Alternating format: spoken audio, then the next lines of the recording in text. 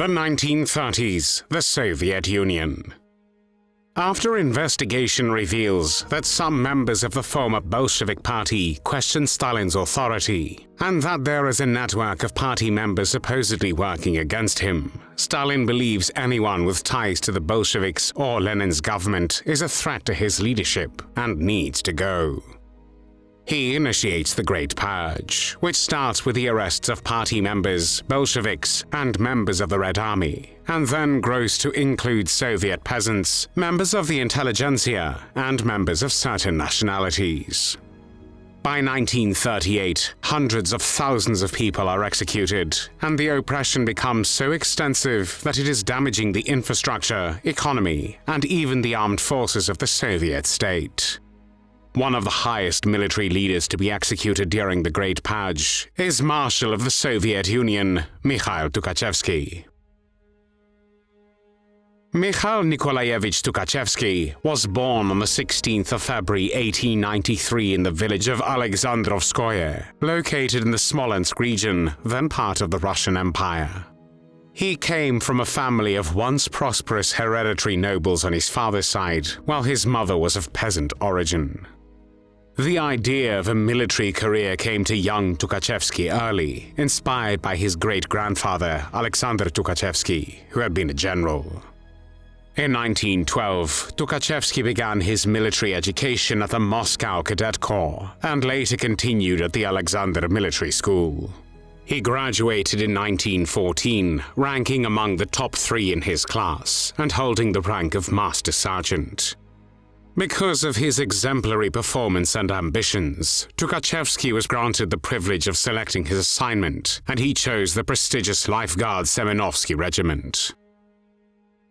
At the outset of World War I, Tukhachevsky was promoted to second lieutenant, and with characteristic determination he declared, "I am convinced that all that is needed in order to achieve what I want is bravery and self-confidence. I certainly have enough self-confidence. I told myself that I shall either be a general at 30 or that I shall not be alive by then." During the First World War, which began on the 28th of July 1914, Tukhachevsky fought against Austrians and Germans as part of the 1st Guards Division on the Western Front. He demonstrated exceptional bravery in battle, was wounded, and received decorations for his heroism. In February 1915, Tukhachevsky's unit was surrounded and he was taken prisoner by the Germans. After 4 failed attempts to escape captivity, he was sent to a camp for incorrigible escapees in Ingolstadt fortress in Bavaria.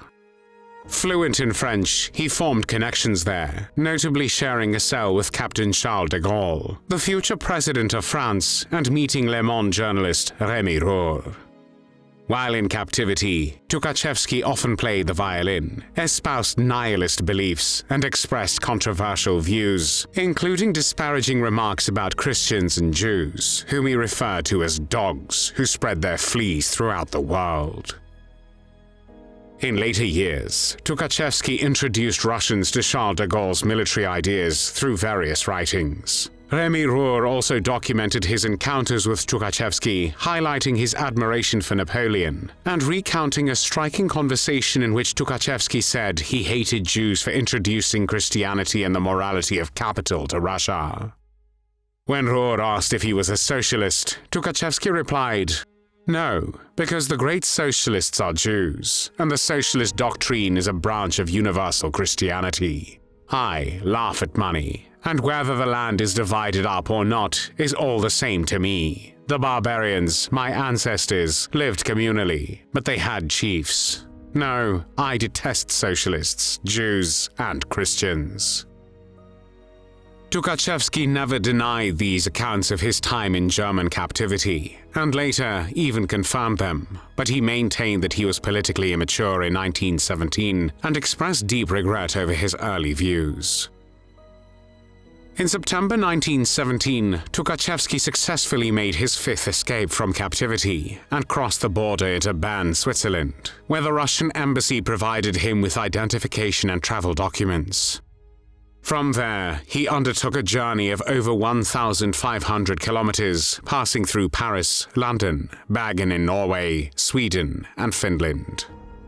By October 1917, he returned to Russia, and the following month, he was reassigned to the Semenovsky Regiment as the company commander. Several months after the October Revolution, Tukhachevsky joined the Bolsheviks and the Red Army. Through his connections and exceptional ability, he rapidly advanced in rank. At just 25 years old, he was given command of the Fifth Army. Tasked with defending Moscow during the Russian Civil War, which lasted from 1917 to 1923, he later led a campaign to capture Siberia from the anti-communist White forces, employing innovative tactics such as concentrated attacks and envelopment. Tukhachevsky played a decisive role in defeating General Anton Denikin, who led the anti-communist White forces in southern Russia.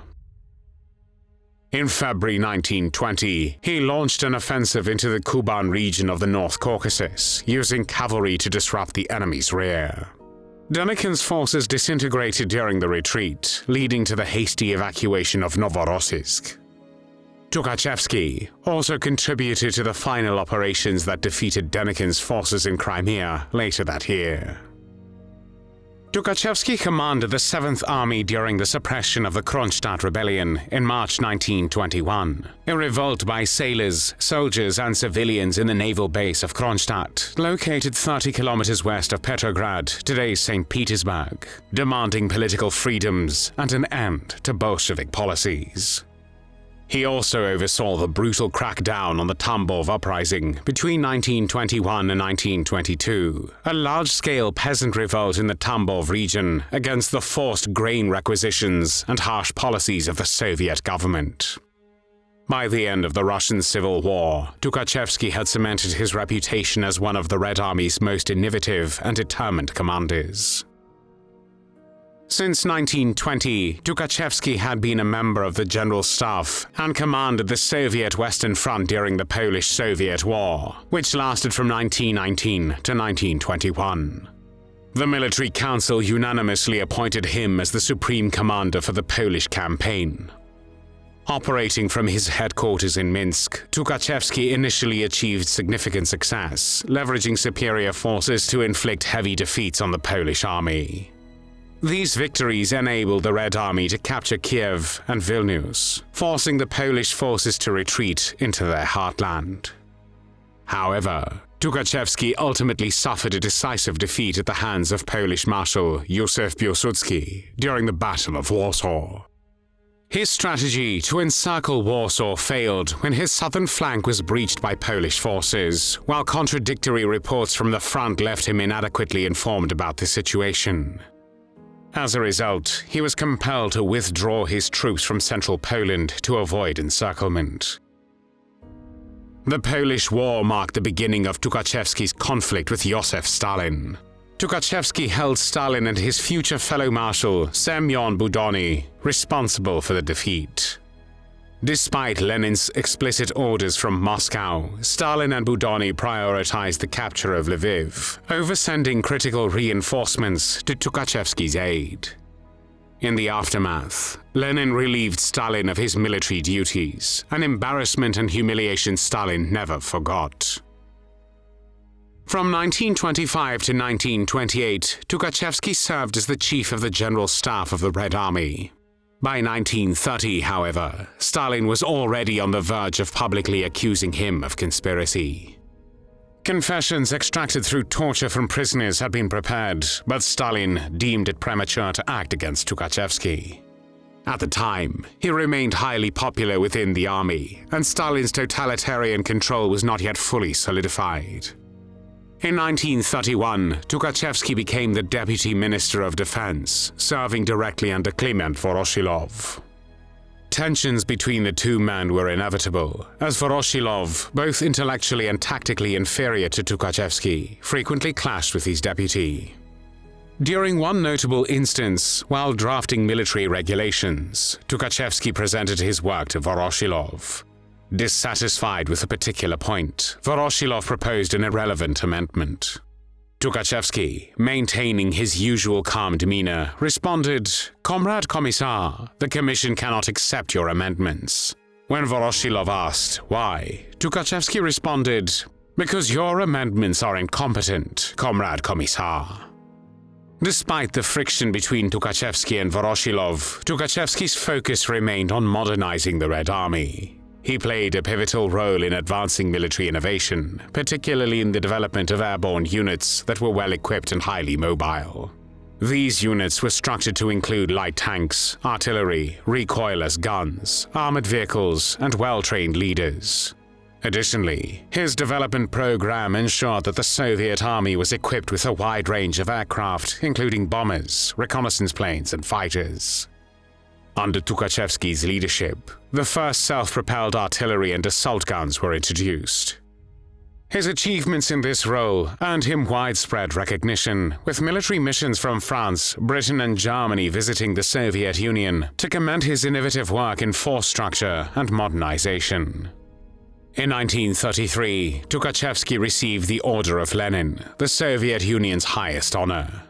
Simultaneously, he advanced within the Communist Party hierarchy, and in 1935, he became a candidate member of the Central Committee of the Communist Party.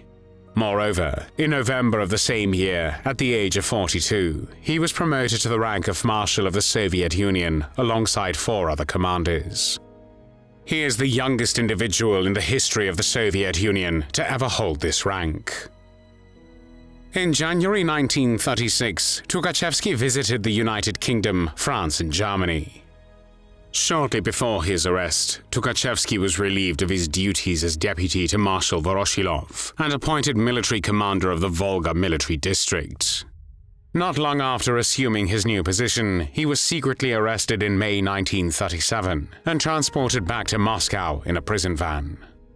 Tukhachevsky's interrogation and torture were directly overseen by Nikolai Yezhov, the chief of the NKVD, the People's Commissariat for Internal Affairs, which functioned as both the Interior Ministry and secret police of the Soviet Union. After days of brutal torture, a broken Tukhachevsky confessed, claiming that he was a German agent, collaborating with the old Bolshevik and Stalin's critic Nikolai Bukharin to seize power. His confession, which is preserved in the archives, was found to be stained with blood, likely sprayed from his moving body during the interrogation.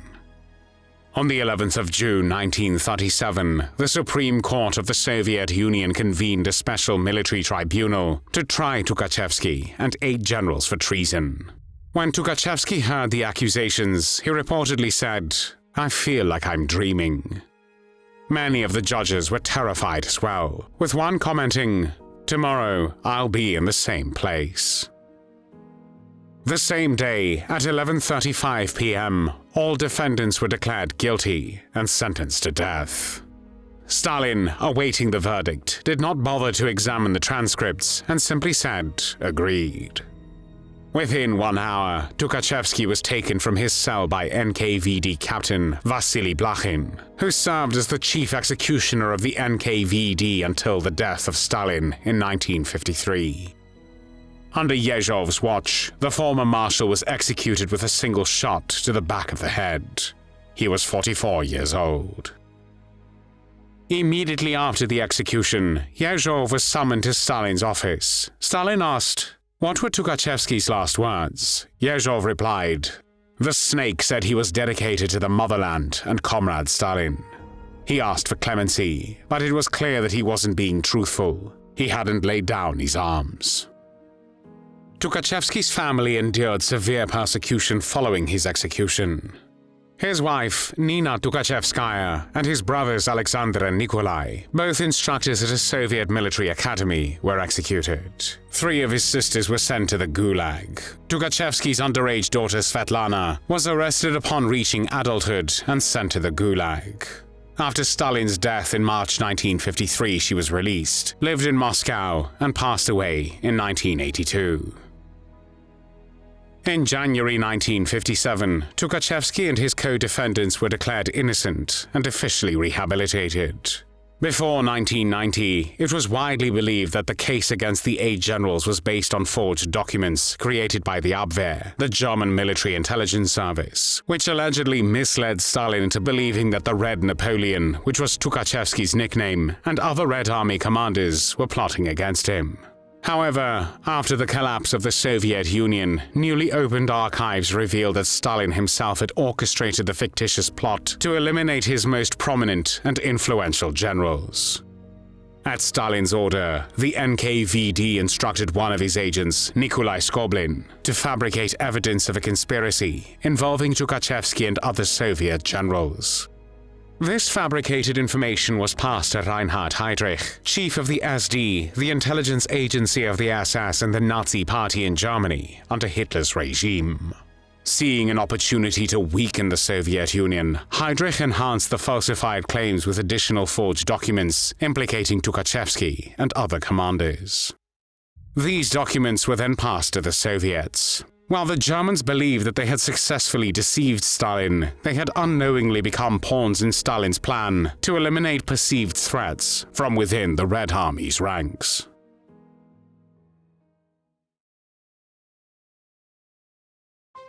Thanks for watching the World History Channel. Be sure to like and subscribe, and click the bell notification icon so you don't miss our next episodes. We thank you, and we'll see you next time on the channel.